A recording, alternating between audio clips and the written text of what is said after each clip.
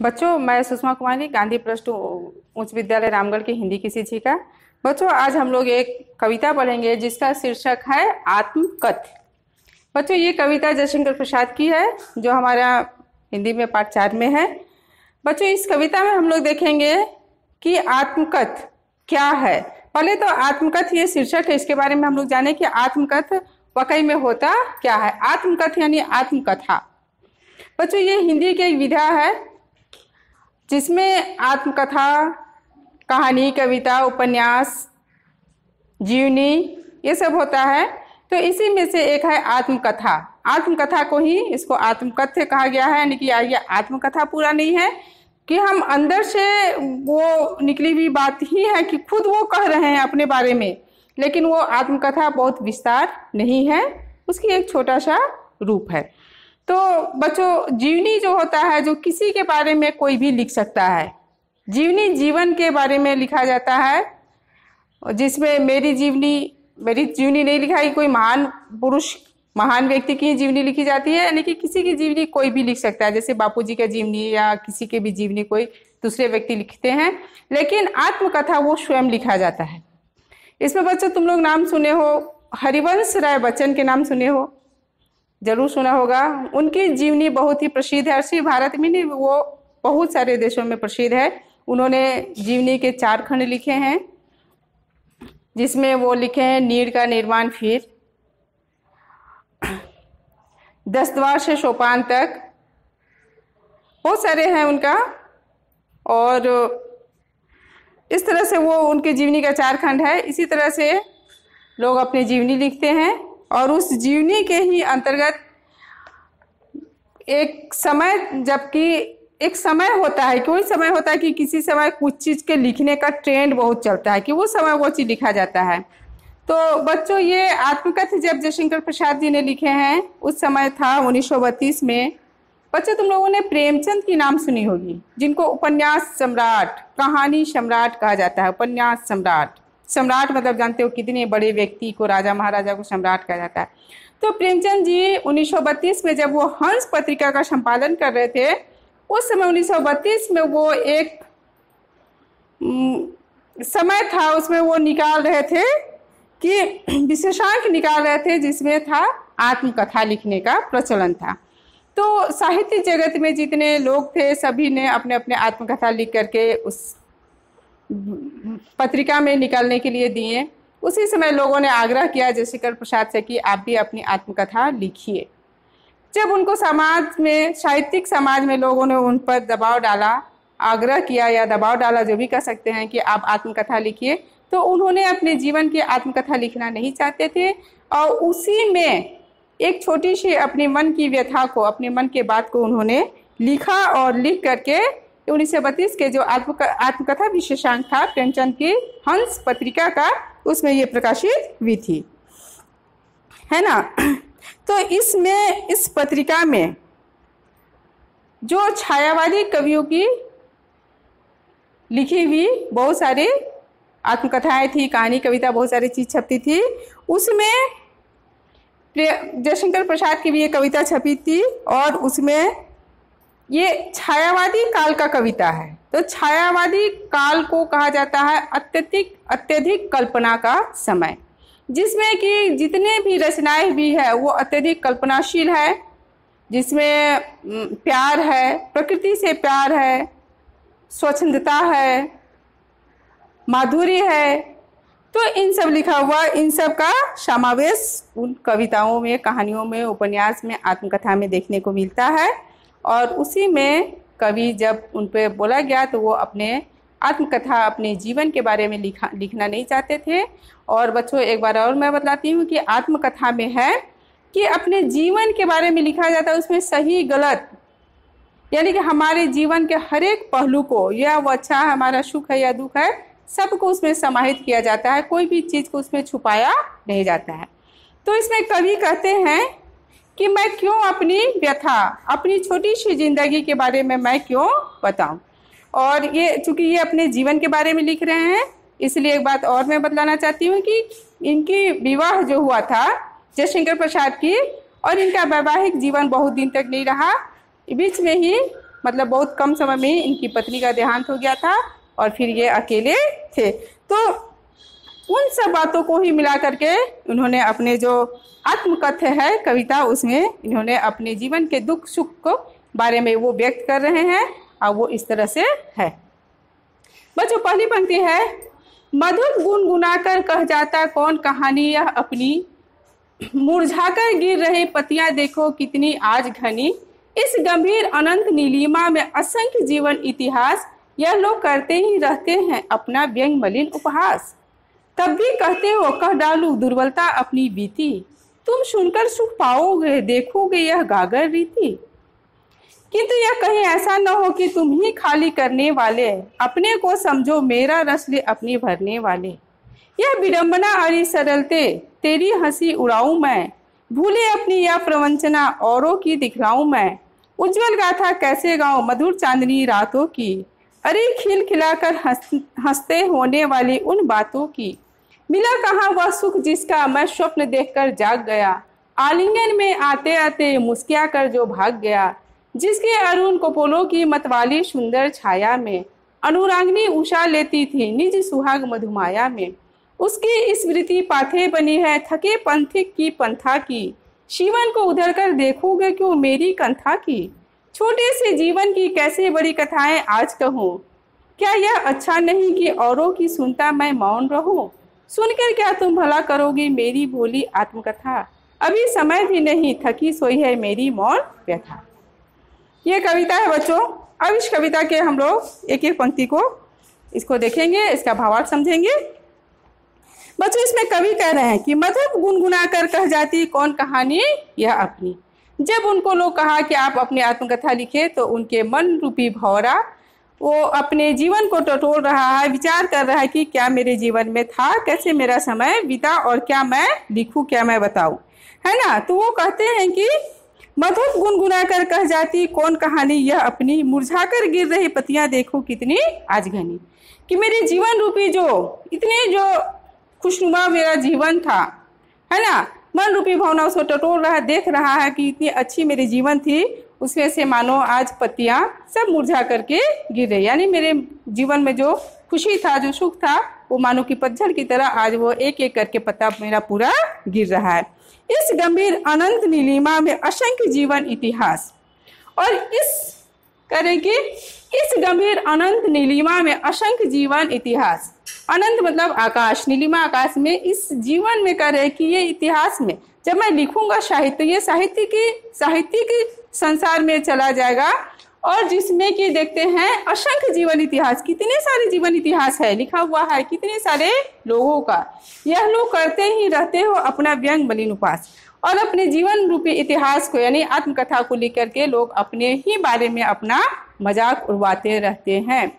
बच्चों, ये मैं बताइए कि इसमें अपने बारे में अच्छाई बुराई सबको बतलाना है। तो हम अच्छाई को बतलाएंगे तो बुराई भी, हमारे जीवन में बहुत सारी चीजें होती है, तो सबको अपनी व्यथा को, अपनी बात को हम दूसरे को सुना करके वो लोग केवल हंसी ही उड़ाएंगे। तो इसमें इसलिए रहीम ने दुआ कहे हैं, रहीमन मन की बीथा मन ही राखो गोय, सुनिए अठिए लोग सब बांटी न ले ही कोई। कि मन की व्यथा को हम मन में ही रखे, लोगों को बांटेंगे तो सब सुन लेगा और मेरी हंसी उड़ाएगा, मेरी व्यथा मेरे दुख को कोई बांटेगा नहीं। इसी तरह से कह रहे हैं कि इस गंभीर अनंत यानी कि इस संसार में इतने सारे लोग और साहित्यिक के लोग जो अपने जीवनी लिखते हैं, और लिख करके ये लोग अपना व्यंग मलिन उपहास, मतलब उसका उपहास उड़वाते हैं, लोग मजाक उड़ाते हैं कि अरे उसके जीवन में तो ऐसा था, इतना दुख था, इस तरह से था। तो इस तरह से वे लोग अपने ही आत्मकथा के द्वारा अपने ही मजाक वे लोग बनाते हैं, उड़वाते। तब भी कहते हो कह डालू दुर्बलता अपनी बीती, तब भी उसके साहित्यिक मित्रों को कहते हैं कि तब भी आप लोग कहते हैं कि मैं अपनी दुर्बलता, अपने जीवन की दुर्बलता, जो सही है गलत है, जो मैं अपने निजी जीवन को मैं कैसे जिया हूँ, उसको तुम कहने बोल रहे हो कि मैं अपनी आत्मकथा कह दूं ताकि तुम लोग मेरी भी मजाक उड़ाओगे, हंसी उड़ाओगे। तुम सुनकर सुख पाओगे देखोगे यह गागर रीति। कह रहे कि तुम मेरे जीवन रूपी, मतलब जीवन को देख करके कहोगे कि जीवन रूपी गागर तो खाली है, उसमें कोई ऐसी उपलब्धि नहीं है जिसे मैं लोगों को बतलाऊं कि उसको लोग सुन करके वाहवाही करें। बच्चों इसमें कवि की बड़प्पन है कि अपने जीवन को वो बड़ा नहीं मानते हैं, उनके जीवन में कोई उपलब्धि नहीं है। लेकिन बच्चों जयशंकर प्रसाद छायावाद के बहुत बड़े कवि थे। उन्होंने ऐसी ऐसी कविताएं कहाँ लिखी हैं, किताबें लिखी हैं, नाटक लिखे हैं जो विश्व प्रसिद्ध है। उसमें एक किताब है कामायनी, शायद तुम लोग कभी नाम सुने हो या नहीं भी सुने होंगे। कामायनी है जिसको आधुनिक समय का बहुत बड़ा उसको काव्य कृति माना गया है। तो वो कह रहे हैं कि तभी सुनकर सुख पाओगे, देखोगे यह कागर रहती, तभी वो कहते क्या तुम सुख पाओगे, देखोगे मेरे जीवन रूपी घड़ा तो पूरा खाली का खाली है, किंतु कहीं ऐसा ना हो कि तुम ही खाली करने वाले। कह रहे कि मेरे जीवन रूपी घड़ा तो जो खाली है, लेकिन ऐसा ना हो कि मैं अपने जीवन को दिखाऊं कि मेरे जीवन में तो कुछ है ही नहीं, और उसे तुम खुद समझो कि अरे इसके हिस्से की जो सुख था, इसके हिस्से की जो उपलब्धि था, उसको तो हम लोग ने ही ले लिया है और इसके जीवन को खाली कर दिया है। अपने दोस्तों को कहते हैं कि अगर हम लिखेंगे अपनी जीवनी, अपनी आत्मकथा लिखेंगे तो आपके बारे में भी लिखेंगे कि मेरी जो उपलब्धि जो हमें जो मिलने वाली थी उन्होंने आप कैसे ले लिया। समाज में होता है कि लोग उसकी उपलब्धि को लेने के लिए बहुत सारे लोग इधर उधर काम करते हैं और बहुत सारे लोगों को जो प्रशंसा मिलनी होती है वो दे नहीं पाते हैं। इसलिए कवि कह रहे हैं कि किंतु कहीं ऐसा ना हो कि तुम ही खाली करने वाले, अपने को समझो मेरा रस ले अपनी भरने वाले। अपने को समझो कि मेरी वजह से तो वो उनका जीवन रूपी घड़ा जो है खाली है, और उनके हिस्से की जो खुशी जो थी, सुख जो थी, उसको हम ले करके खुद हम अपना भरे हैं। यह विडंबना अरे सरलते तेरी हंसी उड़ाऊं मैं। करे कि यह विडंबना कैसी है, ये कैसा है, जीवन कैसा है जो कि मैं अपने जीवन, मेरा जो सुखमय जो वैवाहिक, इसमें कभी अपने वैवाहिक जीवन को जोड़ रहे कि मेरा वैवाहिक जीवन जो सुखमय जो था, जो कि अपने जीवन को लोगों से, अपने निजी जीवन को लोगों से छुपा करके रखते हैं, वो उसे कहते हैं कि अरे सरलते तेरी हंसी उड़ाऊं मैं अपने निजी जीवन को मैं कैसे जिया हूं, मैं अपने परिवार के साथ कैसे हूं, मैं उसकी हंसी उड़ाऊं कि मेरा जीवन, मेरा परिवार के साथ मेरा ये संबंध रहा। भूले अपनी यह प्रवंचना औरों की दिखलाऊं मैं अपनी प्रवंचना मतलब होता है लोगों को कष्ट पहुंचाना और धोखा देना, है ना, धोखा देना। तो कह रहे कि इसमें कवि कह रहे हैं यह विडंबना चलती तेरी हंसी उड़ाऊं मैं, भूले अपनी यह प्रवंचना औरों की दिखलाऊं मैं, कि मुझे किन लोगों ने धोखा दिया है मेरे जीवन में, किन लोगों के चलते मेरे जीवन इस तरह कष्टमय हुआ है, वो मैं कैसे दिखलाऊं। उज्जवल गाथा कैसे गाऊं मधुर चांदनी रातों की, मैं अपने जीवन के, जो मेरे जीवन में जो थोड़ा जो सुखमय समय आया, जो मुझे खुशी मिली, मैं उस मधुर चांदनी रातों की, यानी कि खुशमय वो सुखी जीवन के कैसे मैं दिखाऊं। मतलब औरों को मैं क्यों बतलाऊं, अपने निजी जीवन के बारे में मैं औरों को क्यों बतलाऊं कि मेरा जीवन में क्या खुशी थी, क्या सुख शांति थी, या मेरा परिवार कैसा था। इसलिए कह रहे कि उज्जवल भूले अपनी यह प्रवंचना औरों की दिखलाऊं मैं, उज्जवल गाथा कैसे गाऊं मधुर चांदनी रातों की। मधुर चांदनी रातों यानी कि अपने परिवार के साथ बिताए हुए सुखमय या खुशहाली क्षण को मैं लोगों के सामने दिखलाऊं कि मेरा जीवन कैसा था या मेरा पारिवारिक रिश्ता कैसा था। अरे खिलखिलाकर हंसते होने वाली उन बातों की, करे कि हम अपने परिवार के साथ वो बिताए हुए वो अच्छे क्षण जिसमें मैं हंसकर बातें करके अपने जीवन को मैं कितने अच्छे तरह से मैं बिताया हूँ, उनको मैं, उन बातों को मैं दूसरे को क्यों बताऊं। यही तो मेरी जीवन की जो अभी का जो मेरा है, वही तो मेरा संबल है आगे मेरा जीवन बढ़ने का। इसलिए वो कवि कहना चाहते हैं कि उज्जवल गाथा कैसे गाऊं मधुर चांदनी रातों की, अरे खिलखिलाकर हंसते होने वाली उन बातों की। मिला कहाँ वह सुख जीवन मैं स्वप्न देकर जाग गया। कवि कह रहे हैं कि मेरे जो छोटे से जो जीवन था, उस जीवन में मैं स्वप्न देखा था कि मैं अपनी जिंदगी को इस तरह से बिताऊंगा, ऐसे जीऊंगा, है ना। मिला कहाँ वो सुख, लेकिन वो सुख मुझे कहाँ मिला जिसका मैं स्वप्न देखकर जाग गया। मैं अपनी जिंदगी के बारे में कल्पना करता था कि मेरा जीवन ऐसा होगा, मेरा परिवार वैसा होगा, वो सुख मुझे कहाँ मिला, जिसका स्वप्न देखकर मैं जाग गया। मैं मतलब स्वप्न देखना मतलब मैं कल्पना करता था कि मेरे जीवन ऐसा होगा, और वो लेकिन वो मुझे मिला नहीं। आलिंगन में आते आते मुस्कुरा कर जो भाग गया। बच्चों कभी स्वप्न देखते हैं, बहुत अगर सुहाना स्वप्न देखते हैं तो लगता है कि हाँ वो चीज़ हमें मिलेगा, लेकिन अगर उस बीच में ही आंखें खुल गई तो लगेगा कि वो मुझे मिलते मिलते रह गया। तो वही है कवि के जीवन के, अपने निजी जीवन के बारे में बता रहे हैं कि अपने परिवार के साथ। बच्चों तुम लोगों को पहले ही बताया कि इनकी पत्नी का असमय निधन हो गया था, और वो पारिवारिक सुख जिनको इनको मिलना था वो नहीं मिला, इसलिए वो कह रहा कि मिला कहाँ वह सुख जिसका मैं स्वप्न देखकर जाग गया। आलिंगन में आते आते मुस्कुरा कर जो भाग गया। मतलब जीवन चल ही रहा था, जीवन की गाड़ी अच्छी सी चल ही रही थी, उसी में अचानक से कोई ऐसी विपदा हुई और उनकी पत्नी का निधन हो गया। और मानो उनका जीवन जो है वो जो सुखमय जो जीवन था, वही कह रहे कि आलिंगन में आते आते मुस्कुरा कर जो भाग गया। जिसके अरुण कोपलों की मतवाली सुंदर छाया में अनुरागिनी उषा लेती थी, जिन सुहाग मधुमाया में। कह रहे कि मेरे जीवन में जो खुशी थी, जो खुशियां मुझे मिल रही थी, है ना, वो मानो को मुस्कुरा करके मेरे आलिंगन में आते आते वो भाग गया। और वो सुंदर छाया ने की उसकी सिर्फ उसकी परछाई ही, मतलब याद ही मेरे पास बची हुई है।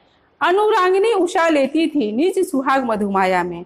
अनुरागिनी मतलब प्यार, उषा यानी कि सुबह सुबह सुबह सुबह सुबह प्यार, मतलब कहने का मतलब उनके जीवन में जो प्यार जो मिल ही रहा था, जिनकी वो कामना करते थे, जो उनका अधिकार में था, वो उन्हें नहीं मिल पाया। इसलिए कह रहे कि अनुरागिनी उषा लेती थी निज सुहाग मधुमाया में। उसकी स्मृति पाथे बनिए थे पथिक की पंथा की। कह रहे कि मेरे जीवन में अभी वो नहीं है, लेकिन वो जो मेरा सुख जो था, मेरे बीते हुए जो समय जो थे, उसकी जो खुशियां थी, जो उसकी यादें थी, वही मेरे अभी के समय में जो चल रहा है, उस समय की वो स्मृति ही, उसकी यादें ही पाथे। पाथे मतलब होता है आश्रय, आलंबन। ऐसे पाथे कहा जाता है कि भोजन होता है, लेकिन ये पाथे इसमें है संबल।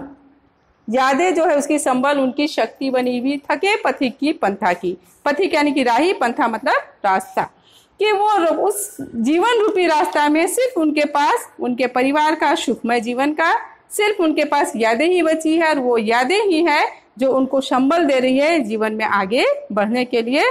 तो कह रहे कि ये जो मेरा संबल है, यही मैं सबको दिखाऊं। क्यों दिखाऊं मैं, क्यों मैं अपनी आत्मकथा लिखूं? छोटे से जीवन की कैसे बड़ी कथाएं आज कहूं। वो कह रहे कि मेरी जीवन तो बहुत छोटा सा था, बहुत छोटा सा है। उस छोटे जीवन की बहुत बड़ी कथाएं आज मैं कहाँ से कहूँ। मैं इतना महान नहीं हूँ, मैं इतना बड़ा नहीं हूँ कि मैं अपनी आत्मकथा लिखूं और आत्मकथा लिख करके मैं दूसरे को बताऊं कि मैं इतना महान हूँ। क्या यह अच्छा नहीं कि औरों की सुनता मैं मौन रहूं? कह रहे कि क्या ये अच्छा नहीं है कि मैं औरों का ही सुनता रहूं, औरों की आत्मकथा मैं पढ़ता ही रहूं, और अपनी कथा जो है आत्मकथा वो मौन ही, यानी कि वो शांत ही मेरे हृदय में ही, मेरी यादें जो है वो हृदय में ही रहे, मैं किसी को सुनाना नहीं चाहता। सुनकर क्या तुम भला करोगे मेरी भोली आत्मकथा? कह रहे कि तुम मेरे, अगर मैं आत्मकथा लिखूं तो तुम सुन करके उसे पढ़कर मेरी भला क्या करोगे? मेरे जीवन में जो बीतना था वो बीत गया, जो चला गया, अब वो लौट करके नहीं आ सकता है। अब मैं उसे बताऊं, उसे तुम जान करके क्या भला करोगे मेरा? मैं आत्मकथा लिखूं तो उससे मेरी क्या भलाई हो सकती है? क्या वो समय जो बीत गया है, जो मेरे जीवन में दुख है, कष्ट है, या जो अच्छाई थी, जो खुशी थी, क्या वो मुझे वापस मिलेगी? इसलिए वो कहते हैं कि तुम सुनकर तुम क्या भला करोगे मेरी भोली आत्मकथा, अभी समय भी नहीं, थकी सोई है मेरी मौन व्यथा। कह रहे कि वो